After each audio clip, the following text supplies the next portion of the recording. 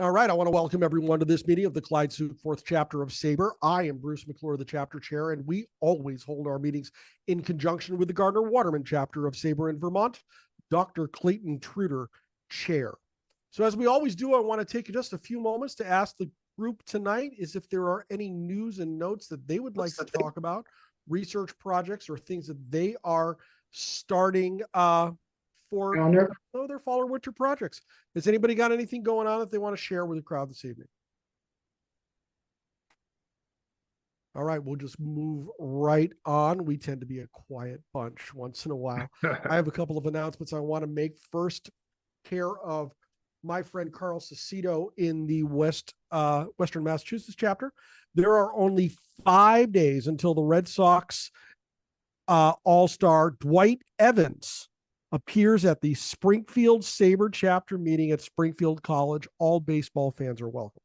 Beloved Red Sox All-Star outfielder Dwight Evans and New York Times bestselling author Eric Sherman will talk in person about their new book, Dewey, Behind the Glove, at Springfield College at 10 a.m. this Saturday, September 14th.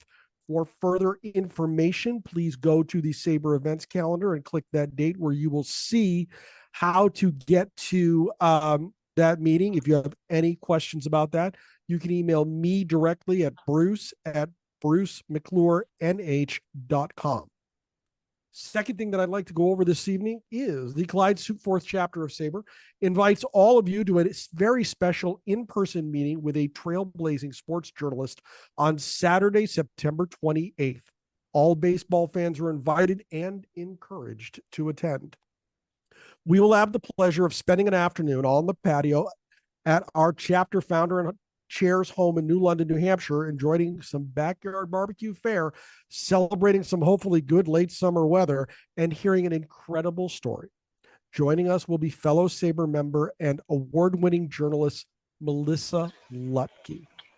In her fabulous journalism career, Melissa Lutke reported at Sports Illustrated, was a correspondent at Time, and the editor of Neiman Reports at Harvard University's Neiman Foundation for Journalism.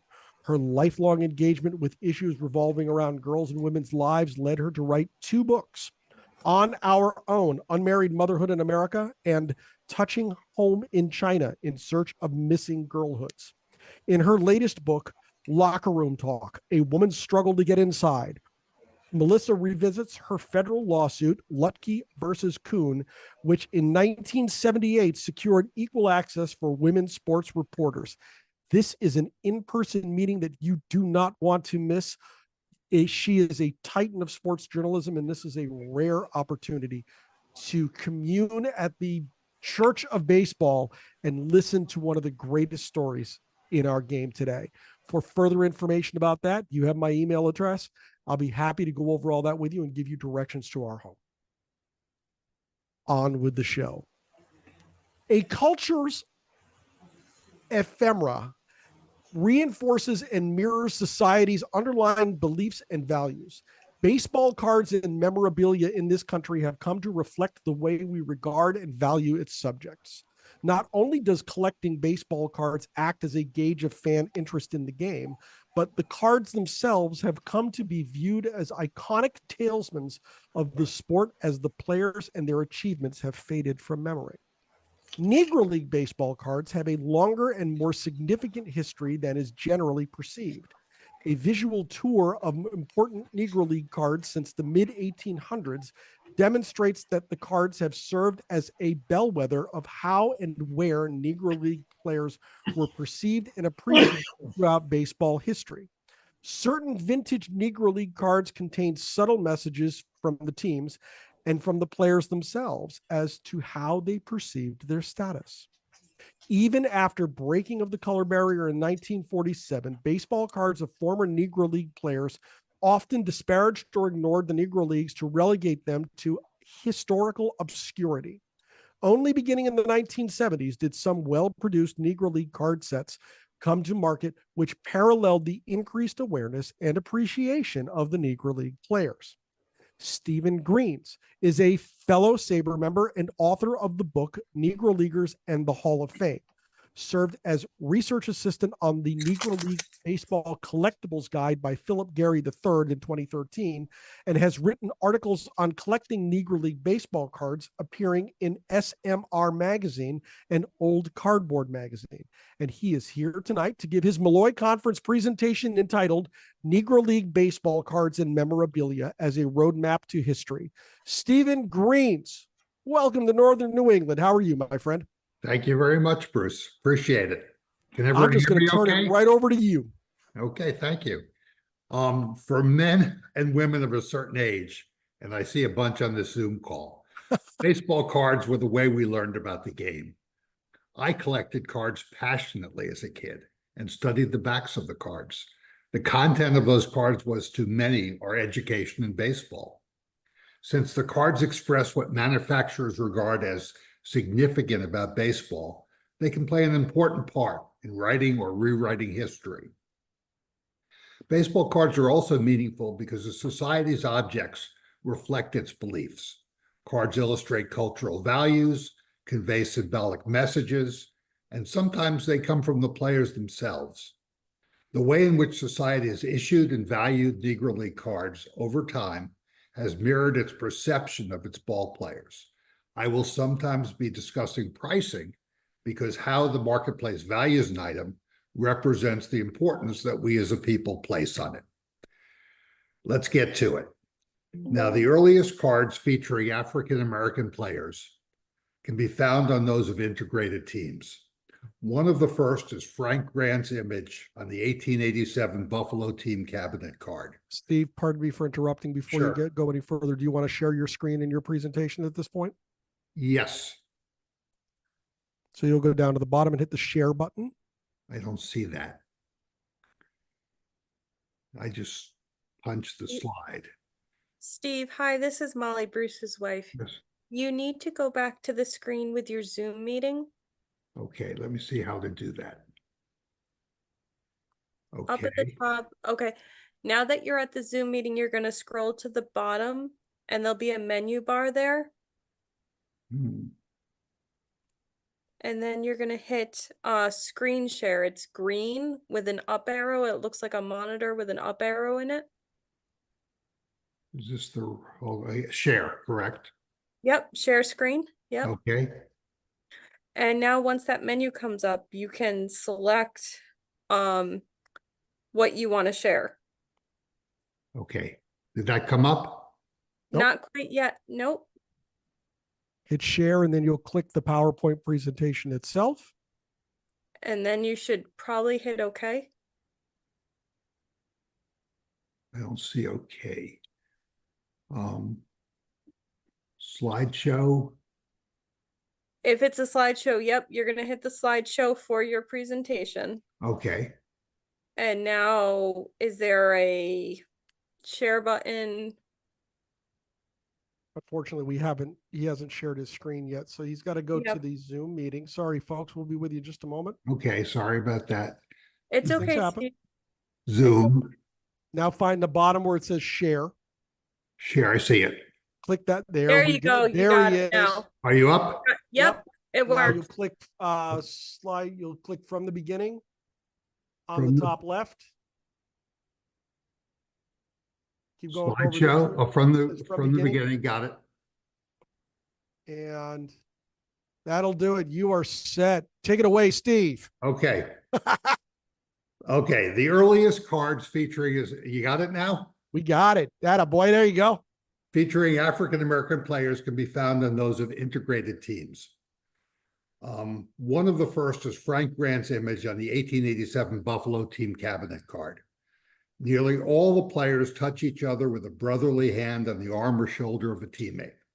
Only Grant sits alone, neither touching nor touched by any teammate. Grant was also with the team in 1888, but his teammates refused to sit with him at all for that year's card. Another intriguing cabinet card is that with Moses Fleetwood Walker on the 1888 Syracuse Stars.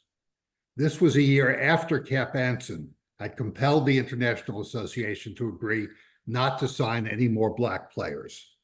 At the age of 31, Walker was the Stars' frontline catcher and helped them to the pennant. He returned to Syracuse for the 1889 season, and his baseball career ended when he was released on August 23rd. I regard this card as quite telling. While most of the team looks straight ahead at the camera, Walker stands at the end of the last row, arms folded, looking away. Is this his way of signaling that he feels apart from the team? Another pattern that one sees repeated over and over in these old cabinet cards can be seen on this 1894 Finley cabinet card featuring Bud Fowler and Grant Johnson. The black players in these cards are virtually always at the end of the row, evidence that the players were part of the team, but not wholly. In the late 1800s, advertising cards used caricatures of African-American ball players. In 1888, the Stevens Company produced a trade card for a toy called the Darktown Battery Bank. A National Colored Baseball League had been formed in 1887, which reportedly influenced the company to produce the toy. While some see this as a tribute to America's first professional Negro Baseball League, it's hard to ignore the heavily stereotyped appearance of the figures, common for the racial insensitivity of the time. This card is now the most valuable baseball trade card in existence, one selling at auction for over $12,000. In 1896, a trade card of the Page Fence Giants was issued, featuring Grant Home Run Johnson, George Wilson, and Charlie Grant. The Page Fence Giants were an African-American team based in Adrian, Michigan. This card is the only one known to feature an all-black team in the 19th century. Many collectors consider this to be the first true Negro League Baseball card. Less than 10 of these cards are known today and would run you from $5,000 to $14,000, depending upon condition. The first baseball cards of Negro League players as tobacco premiums were issued in Cuba in 1909 and 1910. Cabanas and Punch Cigars produced cards of Pete Hill, Grant Johnson, Pop Lloyd, and Jose Mendez. Only a few copies of these cards are known to exist. What's noteworthy about these cards is that they were issued in Cuba where the players were venerated, with no cards of individual Negro Leaguers issued during this time in the United States. In the earliest 20th century, cabinet cards and postcards of leading black teams began to be distributed in the United States. Here are just a few. The 1909 Leland Giants with Rube Foster and Pete Hill. The 1913 All Nations team with John Donaldson and Jose Mendez. And the 1914 Lincoln Giants with Joe Williams, Dick Redding, Louis Santop, and Spot Poles. Cards such as these come to market these days only at auction. In 1916, there was one card of a professional black ball player that slipped out in an American set. Claimed by his team to be an Indian, Jimmy Claxton was a 23-year-old pitcher who landed with the Pacific Coast League's Oakland Oaks. While Claxton's tenure with the Oaks turned out to last only a week before they threw him off the team, he was immortalized on the Z-Nuts card when the photographer happened to show up that week. Only 9 copies of this card have turned up to date, and they sell between $5,000 and $25,000, depending upon condition. In the 1920s, again in Cuba, cards of great American Negro Leaguers issued as tobacco premiums in sets depicting 80 or more players were issued. Here we find multiple cards of Oscar Charleston, Biz Mackey, Pop Lloyd, and other major stars. These cards, of which less than 20 each are currently known, achieve high premiums because the earliest are regarded by collectors as the rookie or first cards of these players. I'm going to focus for a minute on the 1924 Cuban Aguilitas card of Oscar Charleston. In 2011, this card sold for $8,225. In 2022, the same Oscar Charleston card was resold for $132,000. It's hard to escape the conclusion that this card only rose in value because we as a society now value the Negro Leagues as significant. The most renowned Venezuelan card from this era is that of Martin Diego, issued in 1931 by Double Aguila, because it features him playing in Venezuela, wearing his Hilldale Daisies uniform from the Eastern Colored League in the United States. The true shame of baseball card history is that the Negro Leagues were so neglected in this country during their peak. There was a remarkable exception which occurred in one place in the South where racial differences were slightly less pronounced. Hot Springs, Arkansas was an early spring training site where white and black major league teams trained side by side. Starting in 1930, Harrison Studios issued a series of postcards over a 3-year period of the Homestead Grays and the Pittsburgh Crawfords, fortuitously catching 2 of the greatest Negro League teams at the heights of their fame. To date, 11 different cards from the set have been uncovered. This 1930 card of the Homestead Grays features 4 Hall of Famers: Oscar Charleston, Judy Johnson, Smokey Joe Williams, and Cum Posey. In 1931, Harrison Studios issued individual cards of the players, including the first card of Josh Gibson. The Gibson card, which was found in the estate of a fellow Negro League player, is autographed by Josh Gibson on the front and back. It is the only copy of this card known. It features Gibson in his rookie year. He joined the team in the late summer of 1930, but this was his first full year. And it is the only autographed full-body image of Gibson known to exist. It achieved the highest price ever paid for an American postcard when it sold at auction for $87,000 back in 2007. This card is referred to in the hobby as the Holy Grail of Negro League baseball cards. I consider this card to be the most important Negro League baseball card in existence. In 1932, Harrison Studios issued a postcard of the Pittsburgh Crawfords, featuring the first image of Satchel Paige on an American card, standing next to Josh Gibson. A truly unique card was also issued in 1932 by Harrison Studios of, hold on, let me just scroll down, of Crawford's owner, Gus Greenlee, together with his bookmaker partner, Woogie Harris, and their wives. I love this card, even though my spell checker keeps trying to reject the name Woogie. Throughout the 1940s, Cuba, Puerto Rico, Mexico, and the Dominican Republic all produced baseball cards of Negro League players. Multiple cards were issued of Hall of Famers Ray Brown, Roy Dandridge, Martin Diego, Hilton Smith, and other stars. These cards are readily available, often for a few $100s.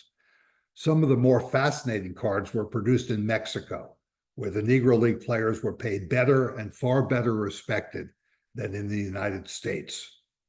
Here's a 1942 Mexican card of Monty Irvin and Ray Dandridge in their best attire, standing in front of a palm tree, clearly enjoying themselves. To me, the most intriguing sets of this era were issued by Toleteros in Puerto Rico each winter season from 1947 through 1951. The most collectible of these is the 1951 card of Josh Gibson, which is often mistakenly referred to as his rookie card. In fact, this card was a tribute card issued years after his death. As less than 35 copies of the Gibson Toleteros card have surfaced to date, it has been called the Honus Wagner of Negro League cards.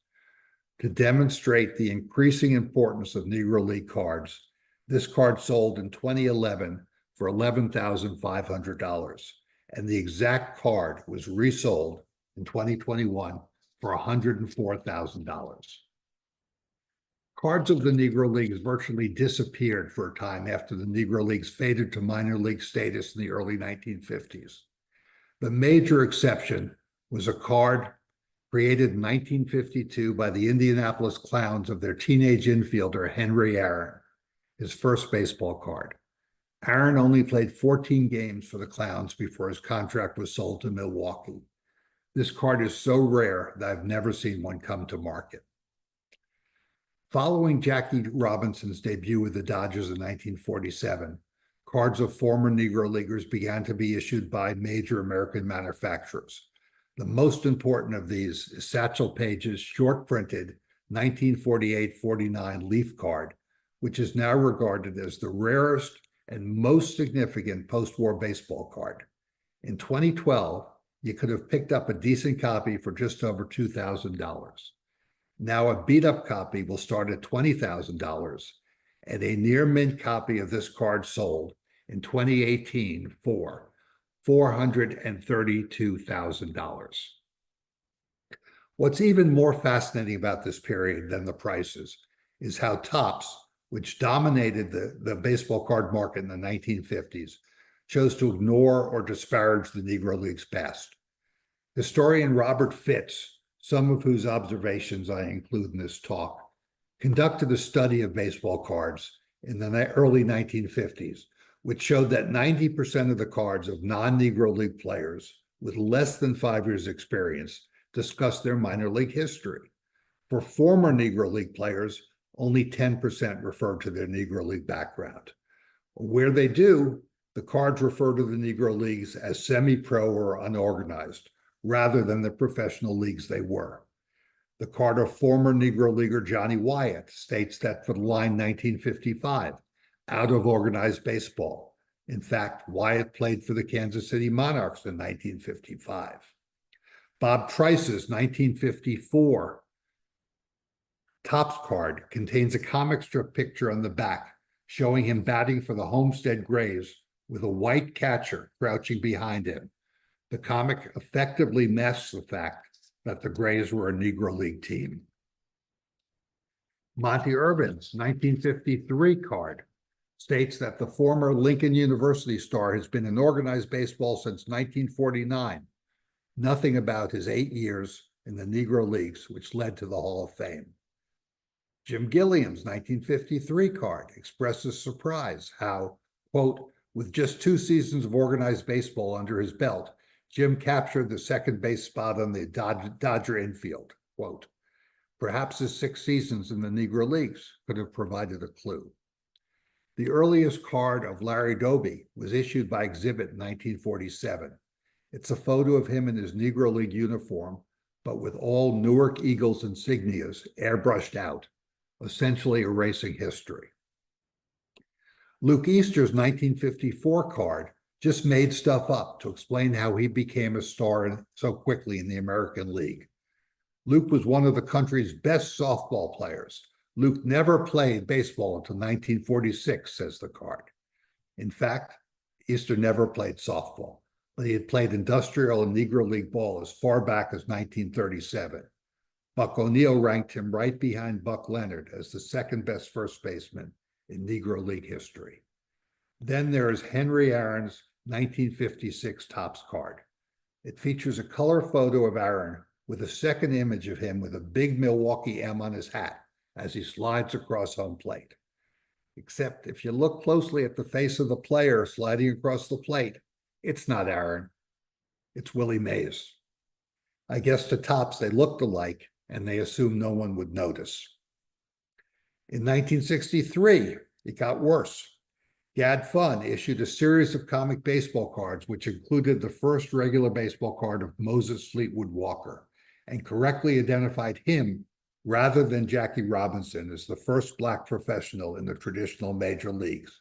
As such, the hobby deems it to be his rookie card, but the card itself is a travesty. It depicts racially insensitive caricatures of Walker and his brother Weldy, which could have been drawn in the mid-1800s, eating watermelon as they play the field. All these cards demonstrate that while baseball was now desegregated and the Negro Leagues were no longer of economic importance, the card companies continued to denigrate the former Negro Leagues and its players by omission and outright prejudice.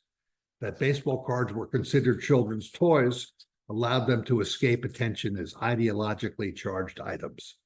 By ignoring the contribution of Negro League ball, they implied that Black ball was inferior and were rewriting history to give the impression that African Americans played little role in the development of baseball.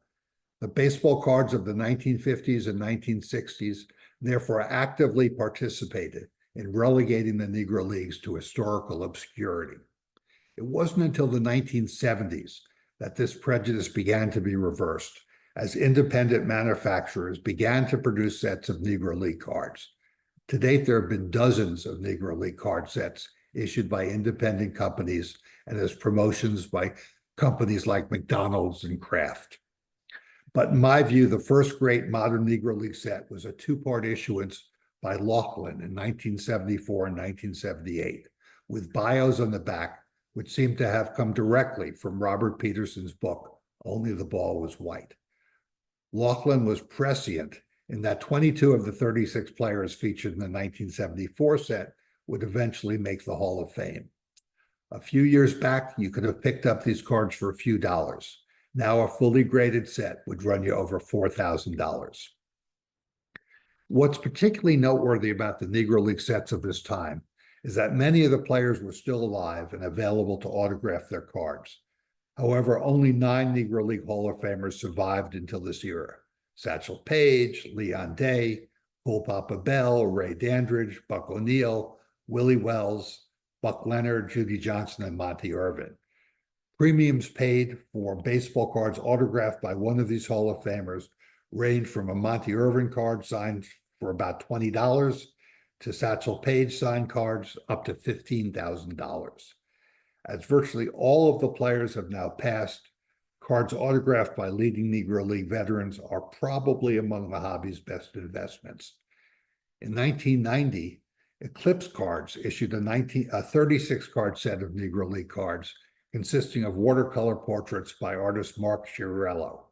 This set has a famous error card, later corrected, displaying Josh Gibson's artwork on Oscar Charleston's card, which can still be found for under $20. Beginning in 1991, Ron Lewis Artists produced 2 sets of 30 cards each, which were distributed by the Negro League Players Association. As all of the players on these sets were alive when these sets were produced, these cards were often used by collectors to collect autographs. It's almost impossible to find the Clyde McNeil card, as he died shortly after the set was issued, and his family took to using a rubber stamp for collectors who sought his autograph. It took me years to complete the actual autographs for my entire set. My favorite recent set was issued in 2020 by Dreams Fulfilled. It's a truly beautiful 184-card set, which was commissioned as part of the 100th anniversary of the founding of the Negro National League. Only 5,000 sets were made and can still be found online. The major card companies finally stopped ignoring the Negro Leagues in the 1990s and began issuing tribute cards.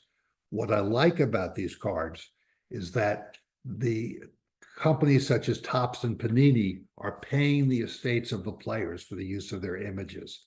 Many of these cards include the player's signature on a piece of the player's uniform embedded in the card to make them more special to collectors. Here's one example with Mule Suttles, Bull Papa Bell, and Roy Campanella. But the most sought after of any of these cards are those of Josh Gibson. Since Gibson died before the advent of the autograph era, his signature is rare and extremely valuable. There have even been 2 baseball cards which have had a signature of Gibson embedded in the card. One sold in 2003 for $12,500 and resold in 2021 for $97,000. His game-used equipment is virtually non-existent. In 2005, Gibson's family sold a game-used bat in its possession to Topps for an undisclosed sum. It was one of only 2 Josh Gibson bats known to exist. Each year since then, Topps has issued a handful of cards containing a small slice of the bat embedded in the card. Topps even offered a one-of-a-kind card incorporating the Gibson nameplate from the bat barrel. Many people in the hobby felt it was improper for such an important object to be chopped up in this manner, but Gibson's family certainly had the right to make that decision. In any event, these cards often sell for over $1,000 each. However, don't assume that Negro League cards are all pricey. More than 50 different cards of Turkey Stearns, 300 cards of Cool Papa Bell, and over 1,200 cards of Satchel Paige have been issued since 1974. Many of these are available for $1 or $2. And it's not simply the Hall of Famers. Almost every major Negro League has had a few cards issued. Artie Wilson was a shortstop who achieved a cup of coffee with the New York Giants in 1951 and was never included in any major company release. I've still collected almost 40 different cards of Wilson, many from his time in Puerto Rico and the Pacific Coast League, and none costing over $25. Let me close with a brief note on Negro League memorabilia other than cards. Much of it is extremely rare and difficult to verify. Negro Leaguers had no reason to consider their game-related items as anything special, so what has survived has tended to be quite unique. Here are some auction results. Josh Gibson's game-used bat sold at Christie's in 2016 for $319,000. Now, this is a picture of me holding the bat. I didn't buy it. I don't have that kind of money. But when I went into the exhibit, I asked the attendant if I could hold it. And I got to tell you, it was really exciting. It was like, like Indiana Jones when he got to hold the Holy Grail. It really was exciting. And right after this picture was taken, the curator happened to walk by the room and he saw me holding the bat and he ran in the room screaming, said, no one's allowed to touch the bat, put it back in the exhibit. So I think I was the only person who got to hold this bat before it was sold. Rube Foster signed letter, sold in 2016 for $15,000. Similar letter sold in 2024 for $41,000. This is Josh Gibson's signed 1941 Puerto Rico contract. Now, this is an amazing document. It calls, I know you can't read it from out there, but it calls for a salary of $25 a week for Josh Gibson, round trip transportation to Puerto Rico, and no per diem. The contract itself sold at auction for $96,000.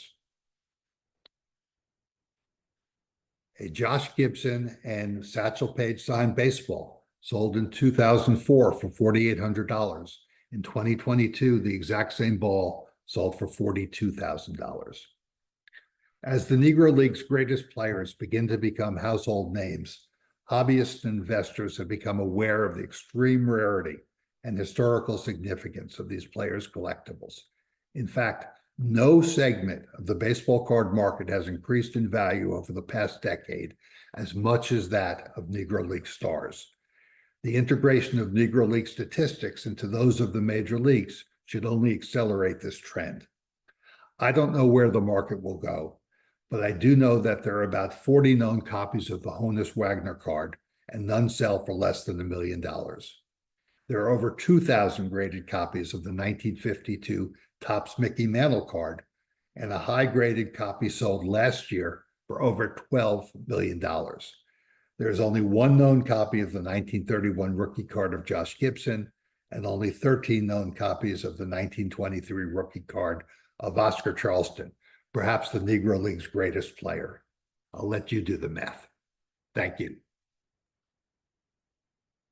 If you have a question for Stephen Greens, now is your time to ask the question by going down to the bottom of the screen and clicking the heart with the word react underneath. Once you do that, you'll hit raise hand and we'll get you in line so that you can ask a question of our presenter tonight, Stephen Greens. Stephen, this is the one thing that really strikes me about your entire presentation is seeing the backs of Topps baseball cards calling the Negro Leagues semi-pro leagues. That's just fascinating to me to see just how disparagingly the Negro Leagues were thought of back then. I can't get over that.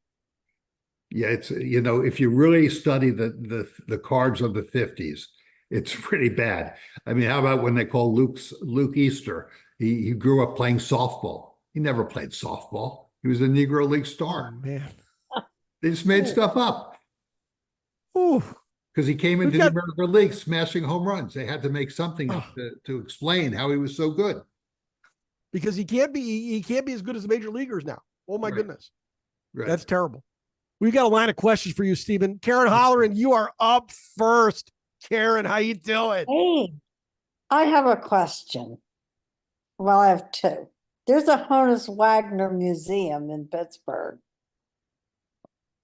Have you ever been there? I've never been there. And there also is a Heinz Center for baseball in Pittsburgh. Mhm. Okay. And I didn't know if you ever had a chance to go in there. I never have, but I would be interested. If I ever get to Pittsburgh, I'll definitely go. Okay. Next Thank one you. up, Ken Edwards. Ken, you can unmute and you are on. Go get him. How you doing, Ken? Great to see you, Bruce. to see you. Hey, Steve, thank you. This was wonderful. Could we go back and look at that Hank Aaron Indianapolis card? Sure. I couldn't tell if that was picturing his reversed hand batting grip at that time. Hold on. Let me. So you need to be in the Zoom app first and go down and hit the share button. This is the 56 card. This one. No, not the 56 card. The one Oh, of the him rookie card. on the Indianapolis Clowns. Gotcha. Steve, do me a favor and go into the There Zoom we- app first. Okay, it's not up. Nope. Okay. And hit the green share button with the up arrow. We'll get you into this again. Okay. Zoom. Okay. Green share. Down on the bottom. See it? Got it. Click that Yep. and then click your presentation. Share. And up it comes. There and it there's is. the card. There's a card. Is that reversed? It is not, that is That looks not correct. reversed. That is not reversed. Okay. I just wanted to check that out. My next question for you is it's a question about the analysis of the back of baseball cards for African Americans versus whites. Have you or anyone done an analysis on the adjectives and way that blacks are described versus whites? Good You question. can literally count the types of adjectives used in the 50s and 60s. And is there any pattern to that? To your point that there was made up history, et cetera, et cetera. It would be interesting to do that analysis and to literally count it out to see how African Americans were described versus whites quantitatively. Has anyone ever done that? Not that I'm aware of. I mean, I do remember things like, for example, there is a Hank Aaron card where the back of the card shows a cartoon of him and talks about him being a really flashy dresser. I mean, that's something that you would not see on the card of a white player. I might be interested in doing that analysis It someday. would be a great I analysis. think it'd be fascinating. Thank you very much. This was excellent. Jumping off the question that Ken had regarding adjectives used, I mean, let's talk about pictures used for just a minute. Steve, could you move to that slide of Fleetwood Walker's rookie card? Yeah, that's an extraordinary card. Hold on. The one in the 60s there, Yeah, hold on. where he was. There it is, slide 26. I mean, that's Okay, so this is what unbelievable. grabs me. You know, Ken talks about the usage of adjectives to describe Negro League ball players, and I'm looking at pictures used to describe Negro League ball players, and wow. That's unbelievable. I mean, what? Oh, wow.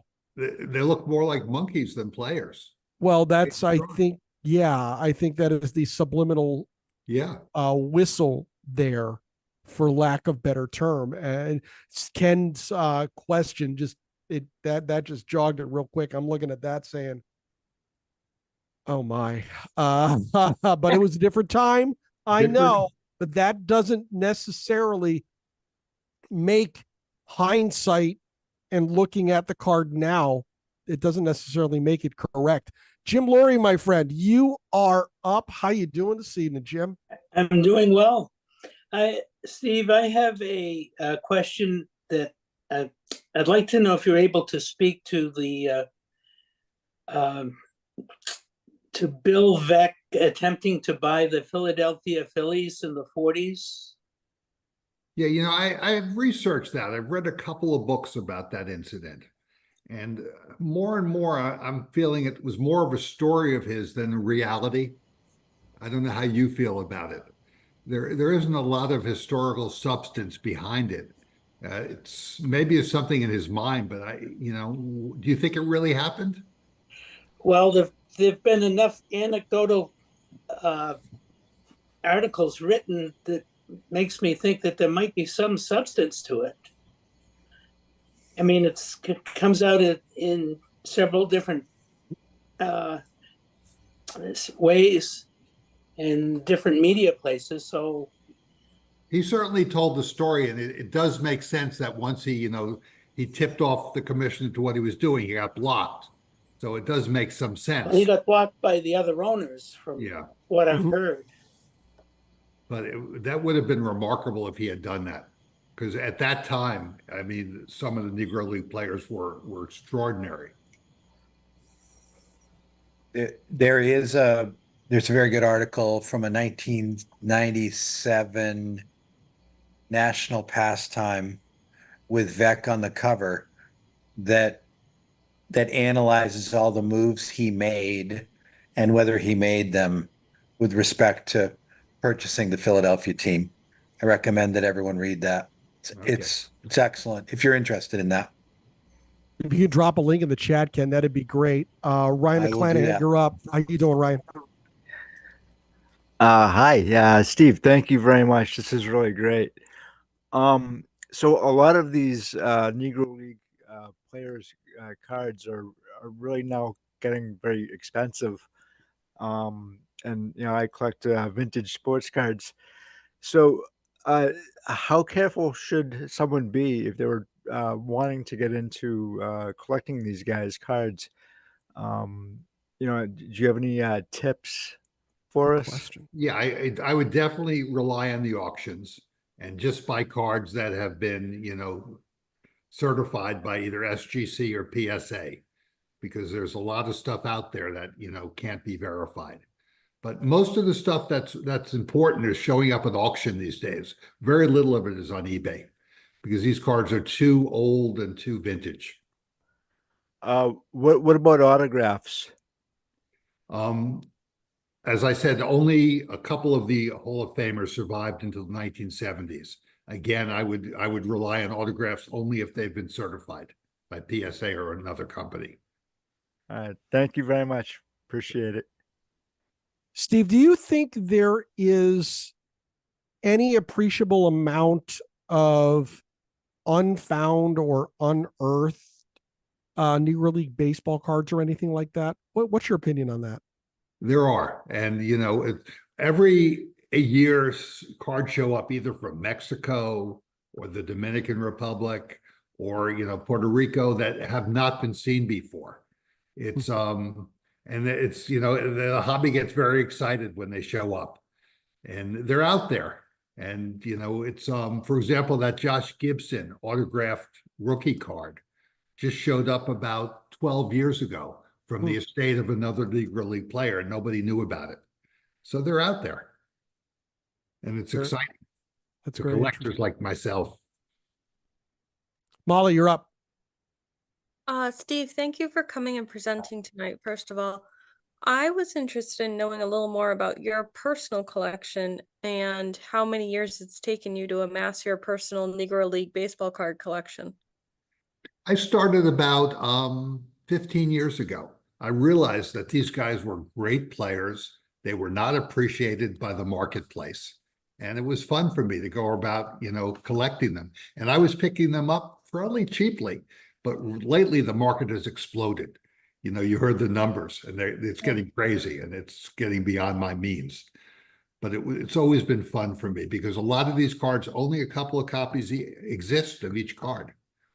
And does it span different years, or were you interested in only 1 year? No, it spans. The Negro Leagues go back to like the 1880s.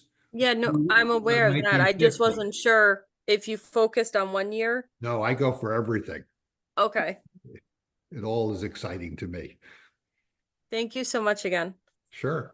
Ken dropped in the chat the article that he referred to, The Truth About Bill Veeck and the 43 Phillies by David Jordan and John Rossi from the 1998 National Pastime. More than likely, that a copy of that National Pastime book is in the Art Springsteen Memorial Library. I'll have to take a look and see as if we have that one. I'm fairly certain we do. If anybody wants to borrow that, let us know. Gary Joquin, you are up. How you doing, Gary? Oh, pretty good, from Beaverton, Oregon. I arrived at the meeting late, trying to get my house painted.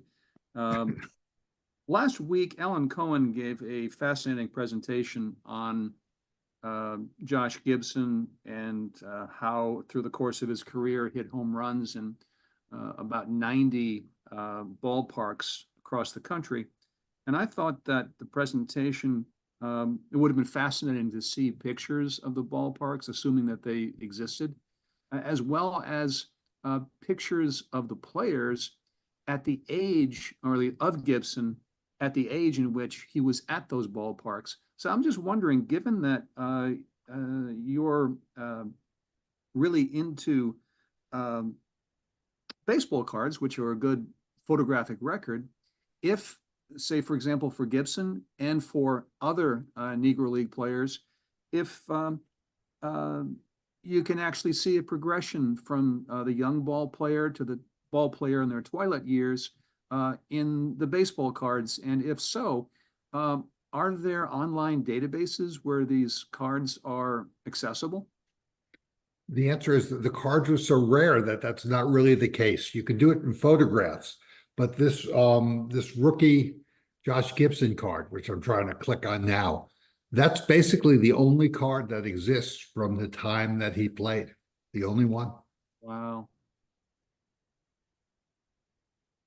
That's, these guys were ignored in this country during their heyday, completely ignored. So is anyone building an online database of the cards that do exist? There are books trying to put all the Negro League cards together, but I'm not aware of a database. Thank you. There's a project for the SABR Baseball Cards Committee, if I ever saw one. Absolutely. Ken also has something in the chat that says, I strongly recommend reading the alternative history book by Peter Schilling, The End of Baseball, a novel. It imagines what would have happened if Veeck had purchased the Philadelphia A's. That might be a very interesting book to find as well. Ken, thank you very much for that. Do we have any? Oh, we do have other questions. Ken's raised his hand. Go get him. Unmute and you're on. Yeah. One last question. Given how positively baseballreference.com has evolved with respect to adding the Negro Leagues from 1920 to 1948 to its database, do you believe that there's now a market for publishing or printing team card sets of each one of the Negro League teams from 1920 to 1948? That would be interesting. That would really be interesting. I think there would be a market. I think there would be. I would be intrigued. Okay, I'll be the first to invest. I'll be second. I just want it on record that I heard Ken say that. He can't get out of it now. Let's do it. Anything further for Stephen this evening before we wind it up? All right. Stephen, this has been a really, really interesting presentation, and I really appreciate you doing this. Thank you very much for this. Thank Now, I you. want to let everybody know that we have another great meeting this week, Wednesday night, this coming Wednesday, the 11th at 7 p.m. Eastern. SABR's East Coast Cooperative, a coalition of 6 chapters throughout the Northeast, will be back with another great presenter for you. And she's actually on the call this evening. H.R. Ryan, the vice chair of the Clyde Sukeforth chapter, will be with us to give us her talk. And I'm just going to turn it over to her for a second. Why don't you give us a little preview, Heather? I'm going to put you on the spot. Okay. I will be presenting this book, the 4th book by former pitcher Mark Littell. And the title is Boot Heel Boy. And I edited it after he passed away in September of 2022. So it is finally complete with contributions from like 40 or more of his friends and teammates. And I will be telling you all about it. So you don't want to miss that. The link to sign up for that is in the SABR events calendar, and it was sent out with today's Monday message. So get back into that, sign up for that meeting, and we will see everybody here on Wednesday night. And finally, if you like what we're doing here, please like and subscribe to our channel to be alerted to each of our weekly uploads. And if you're a baseball fan watching this, you need to join the Society for American Baseball Research, the premier baseball community. Offering an amazing baseball buffet of options to explore your fandom, SABR boasts more than 35 different research communities, over 80 regional chapters, and innumerable opportunities to connect with baseball minds across the world. For more information, go to sabr.org/join today. Stephen Greens, you are fantastic. Thank you very much. Thank you all. We appreciate you doing this. We're going to get everybody out of here. We're going to see everybody Wednesday night. Have a good night, everybody. Bye-bye.